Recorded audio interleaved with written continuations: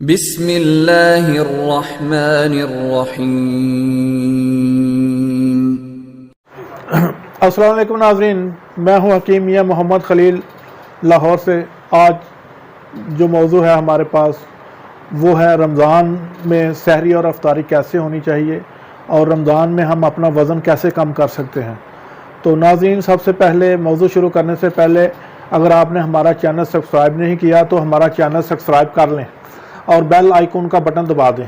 تو ناظرین، اب ہم آتے ہیں اپنے اصل موضوع کی طرف۔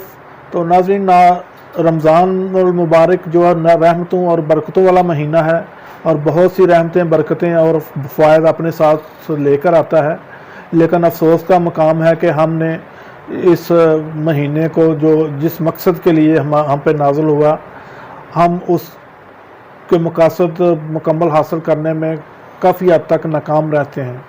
ناظرین، یہ مہینہ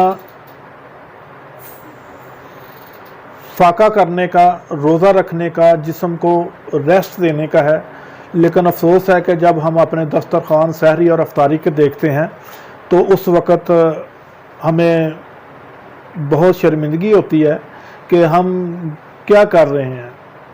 ہمیں تو یہ مہینہ درس دیتا ہے کہ ہم اپنے دسترخوان بجائے بڑے کرنے کے ان کو چھوٹے کریں، اور جو ہمارا ایکسٹرا کھانا ہے، ہمارے ایکسٹرا جو ضروریات کی چیزیں ہیں، وہ ہم اپنے غریب بہن بھائیوں، رشتہ داروں، محلے داروں میں تقسیم کر دیں، لیکن ہم نے کبھی اس طرف توجہ ہی نہیں دی۔ اور اس کا نقصان یہ ہوتا ہے کہ بجائے وزن رمضان میں کوئی 5-7 کلو وزن بڑھ گیا ہوتا ہے بجائے کم ہونے کے۔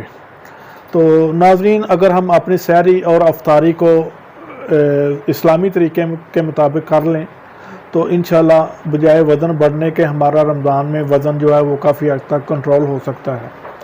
تو ناظرین، اس کے لیے یہ ہے کہ اگر ہم رمضان میں 5 ٹائم نماز پڑھیں اور تراویح پڑھیں تو یہ سب سے بہترین ایکسرسائز ہے۔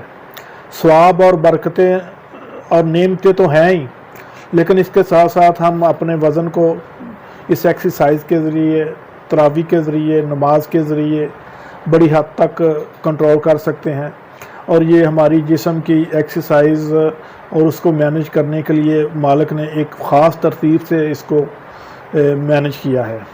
تو ناظرین، سب سے پہلے میں آپ کو یہ بتاؤں گا کہ ہماری سحری جو ہے وہ بالکل سادہ اور بڑی ایک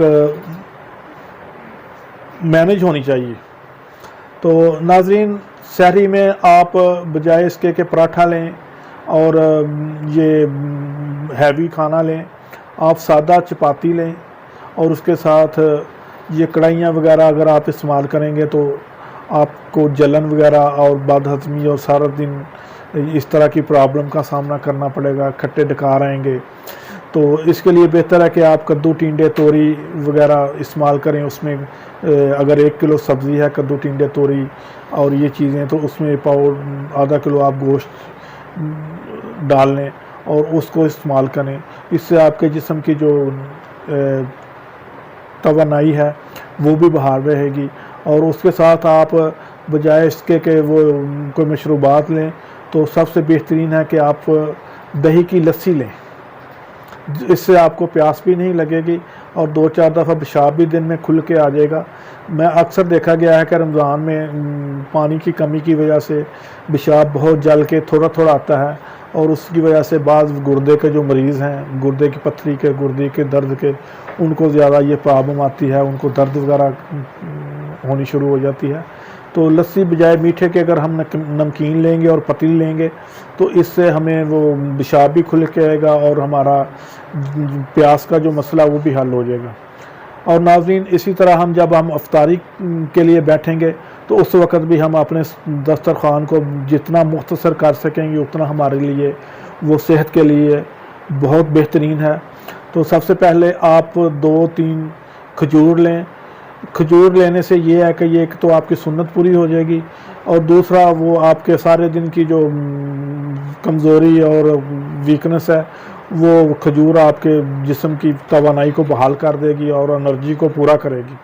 اور کھجور کے بعد آپ بالکل مصنوعی جوس اور یہ چینی کے شربت اور یہ نہ لیں، تو تازہ پھل لیں یا ایک جوس کا گلاس لے لیں، فریش جوس، فریش پھل جو بھی آپ کو میسر ہے۔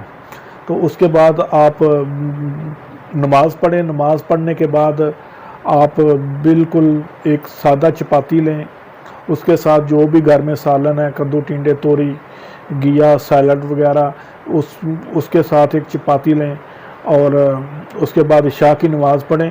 اور عشاء کی نماز کے بعد کوشش کریں کہ جلدی سو جائیں، 9-10 بجے کے بعد آپ سونے کی کوشش کریں۔ آج کل ہمارے جو شہروں میں کلچر بن گیا ہے کہ ساری رات جاگتے رہنا اور صبح سحری کرنے کے بعد سونا ہے۔ عشاء کی نماز پڑھی اور بس وہ ٹی وی پہ بیٹھ کے گیموں میں بیٹھ کے گپیں ہانکنے لگے، اب نیند نہیں آ رہی جی، ہم نے جی صبح سحری کر کے سوئیں گے۔ تو اس سے یہ ہے کہ ہمارا جو نروس سسٹم ہے، ہمارا جو ذہن ہے، وہ اس کی صلاحیتیں بڑی بری طرح متاثر ہوتی ہیں۔ تو کوشش کریں کہ آپ نیند جو ہے نا سحری سے پہلے کوئی 4-5 گھنٹے کی لے لیں، تاکہ آپ سحری کے ٹائم بالکل فریش اٹھیں اور سارا دن آپ ایکٹیو رہیں۔ جب آپ سحری تک سوئیں گے نہیں تو سارا دن آپ چاہے دن کی نیند کو 2-4 گھنٹے بھی لیں لیکن آپ ایکٹیو اور فریش نہیں ہوں گے۔ تو اگر ان چیزوں پہ اگر آپ سحری سے پہلے اگر 10 منٹ واک یا کمرے میں یا گھر میں ہلکی سی ایکسرسائز کر لیں، اور یہ ہم سادہ افطاری اور سادہ سحری جو میں نے آپ کو بتایا یہ کریں، تو انشاءاللہ امید ہے کہ آپ 5-7 کلو وزن اپنا روزوں میں کم کر لیں گے۔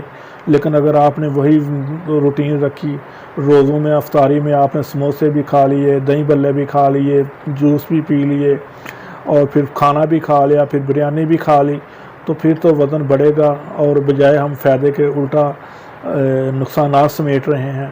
تو امید ہے کہ اللہ تعالی ہم دعا کرتے ہیں کہ اللہ تعالی ہمیں توفیق دے کہ ہم رمضان اور مبارک کی پوری برکتیں اور رحمتیں اور اس کے مکمل طبی فوائد وہ سمیٹنے میں کامیاب ہو جائیں۔